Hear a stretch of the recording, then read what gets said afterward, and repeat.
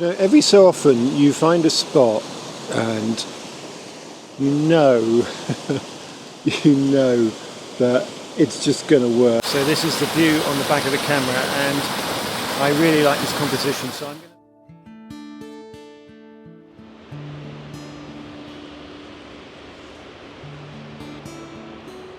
to... Good morning. Welcome back. Yeah, I'm back at Meldon Reservoir, as you can see. And I'm here because on my last visit I kind of ran out of time and energy to explore the woods at, I think it's called Velake Corner, something like that. And I'll correct that on the screen if I've got that wrong. But it looked quite interesting. It's off the path, so it's going to, you know, it may require a little bit of exploration skills. So there you go. I'm going to start a new video here. I'm still now on a trip where I had been reviewing a tripod and some filters for Kent Faith or K&F Concept. Not quite sure what their preferred brand naming is. Anyway, I'm pretty much done with that now, and today I'm going to be just concentrating on some straightforward photography for you guys. And I've stopped to photograph this tree here. Now, why? You might ask. There's something about the way, I really like the trunk of the tree, and there's a branch or part of a trunk that sort of wraps its arm around the main trunk there.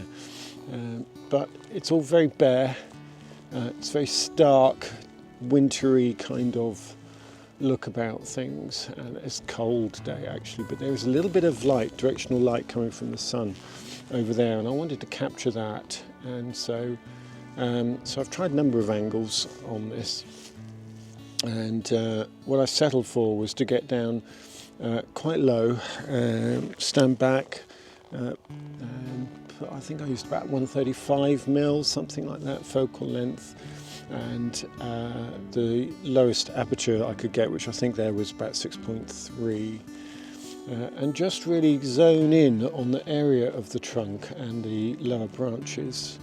And getting a little bit of height, so I haven't got the sky behind either. So compositionally, a little bit tricky. It may or may not make a shot, and if it is any good though, here's that shot.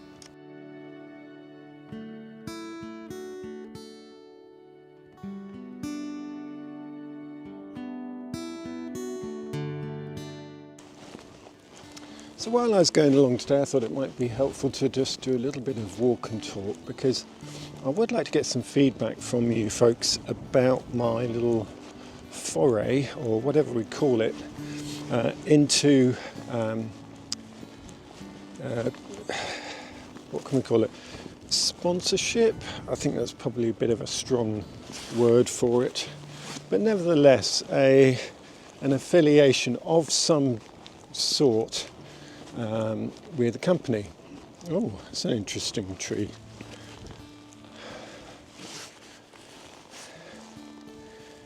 Wow. Let me just turn this around. I'll turn off its link to me, and we'll swap this around. I'll show you what I'm looking at here. So we've got this tree which is it's clearly fallen at some point, and it doesn't look to me like there's still life in it. We've got these lichen here just catching the wind, look. Wow.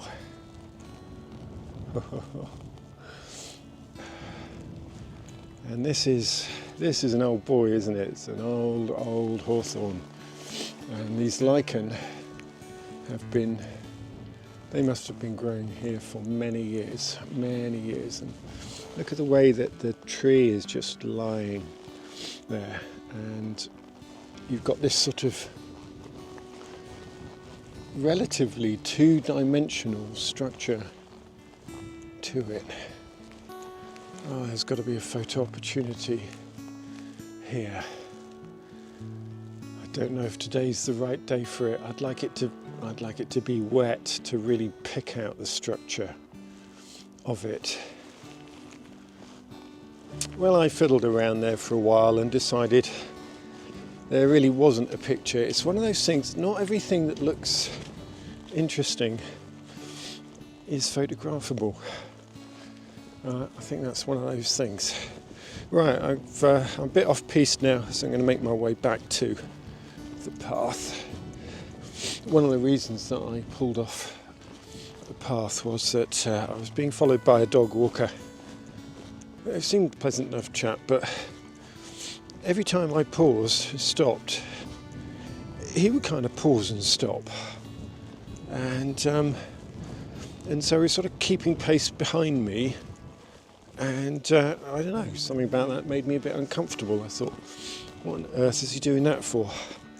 So I decided I would go right off the path and go and find something to photograph, hence the hawthorn tree. I had a rather bad case of FOMO earlier. I just could not decide where to go. Fear of missing out, and it's the bane of a photographer's life, isn't it? That there's always that worry that, oh, if only I'd gone here, if only I'd gone there.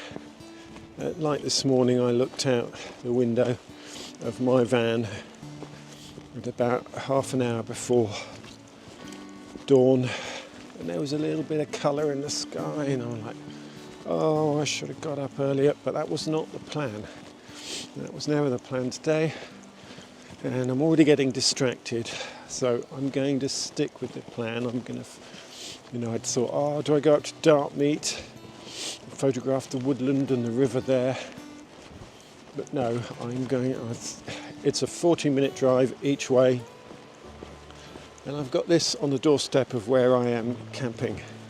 Oh, I've noticed this morning that quite a lot of the gorse bushes are kind of overhanging the path here, and I was trying to work out why that would be, and I think I've got it, because last week, Thursday, there was heavy snow on Dartmoor.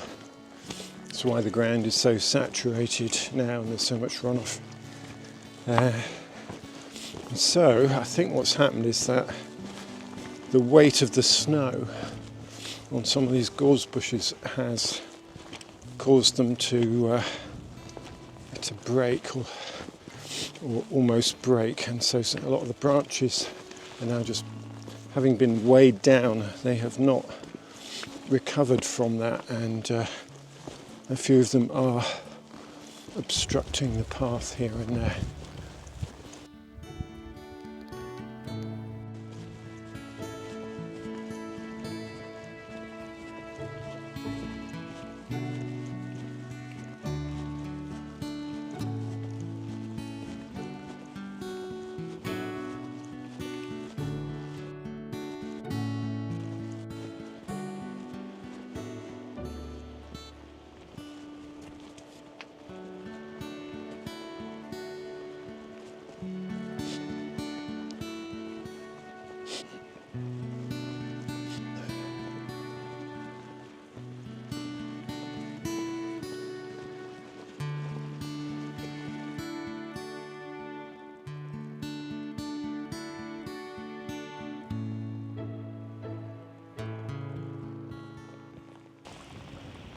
As you can see, we've got this really, really harsh light today at the moment, and just going to limit things somewhat. I'm hoping that to the part that I'm heading for, that it will be at least in the shadow of the far side of the valley wall or valley slope.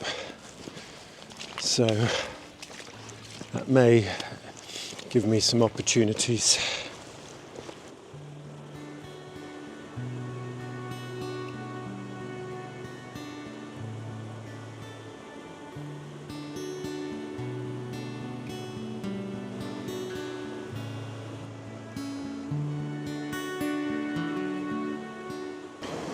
I'm conscious we're going to have a lot of noise from all of this waterfall, so I may not actually say too much to camera here.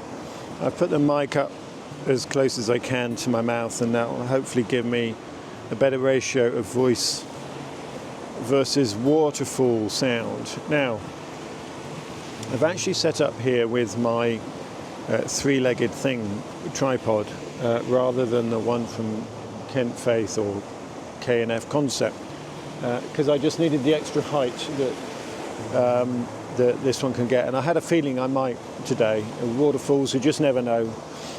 You might be right down at water level because there's a really interesting rock or something or feature that you want to use as foreground detail, or you might want to get right up at head height or even higher. Now here I've had to put, there's no level surface anywhere, I've had to put the mic down in a dip, not the mic, the tripod down in a dip, and so I've needed all the height I can get to get it back up to my eye level. So I've got a lot of height now, as you can see on this tripod. This center column really extends a very long way up. That must be a good 2 feet in terms of extension there. It's about 60 centimeters for those of you who use new money. So all I'm going to do with the polarizing filter is just take some of the glare off the water. It's not going to let me see through the water to anything below because it's far too busy for that. It's just white water, so that's not going to happen. Not for this particular shot anyway. So really, I'm just trying to reduce the amount of glare because it's pretty bright.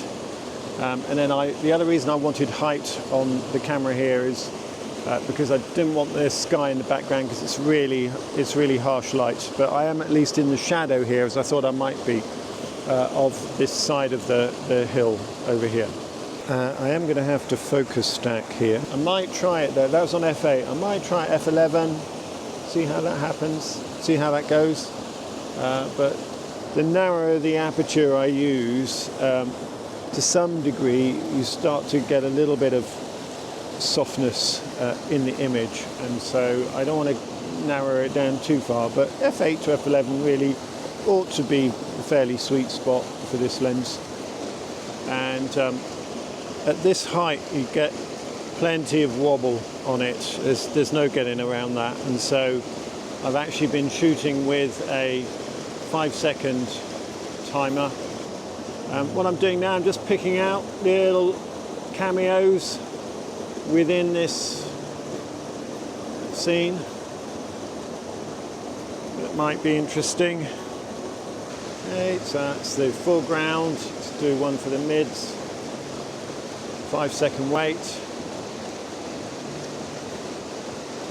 Takes a shot. And one for the background. 5-second wait. Takes a shot.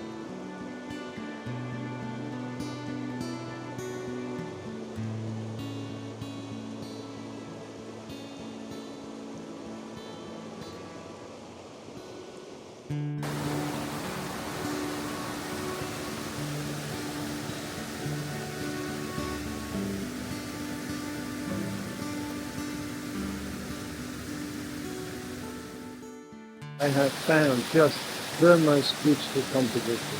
I love this. Can't really put it into words, hard to articulate, but there's something to do with the way the river kind of sweeps around there. Got this lovely cascade here as well, and the glow, the sun glinting on catching these highlights of all the green mosses and ferns and things in the background. So that's what I'm going to try and capture. And so this is the view on the back of the camera, and I really like this composition, so I'm going to spend some time on this, photographing it in various different ways. We don't want to mess this up. So I'm going to focus stack it, and I'm going to focus stack it at multiple times at different shutter speeds, so that I can just get the movement in the water just so. And I can decide afterwards what just so means. It might be 1/4 of a second, half a second. It might be as much as a second or 2 seconds, probably not. But anyway, I'm going to spend a little bit of time with it.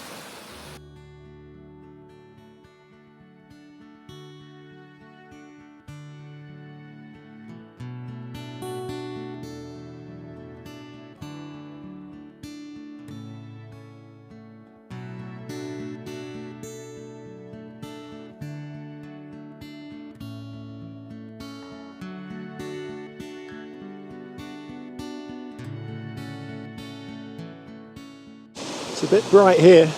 You know, every so often you find a spot and you know that it's just going to work. You find a composition that just absolutely looks perfect. You know, it's got balance, and it's got interest, it's got foreground, it's got depth to it, and something about that is just quite amazing, really. I'm just having such a good time. I'm loving it. I've got a raging headache because I've had a cold and stuff, but anyway, I'm having a great time.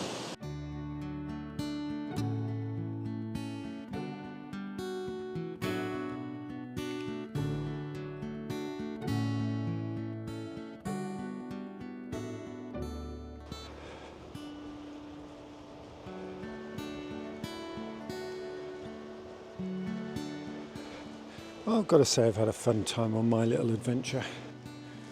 So, not quite sure how I'm going to separate out 2 lots of video from all of this.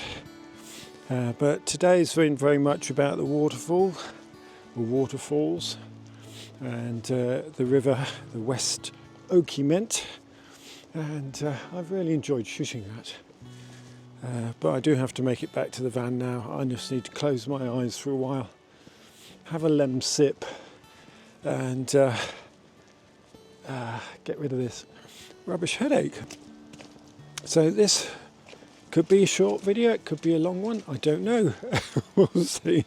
In the meantime, I hope you'll enjoy some of the shots. I've certainly enjoyed taking them, and I'll see you again next time. Oh, in the meantime, do let me know if you've got any thoughts about my linking up in some way or another with the company whose tripod and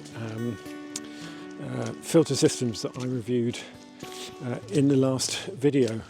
Let me know what you think about that, and I'll put a link to that video with this one as well, so you can go back to it if you've not seen that. But I'd just be interested to know your comments.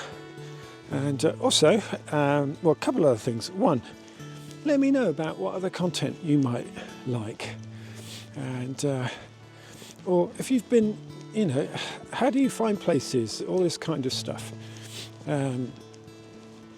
So what do you want to see? How do you find locations? And what do you think about this little company that I've had a dalliance with? Let me know what you think, and I'll see you again next time. Bye for now.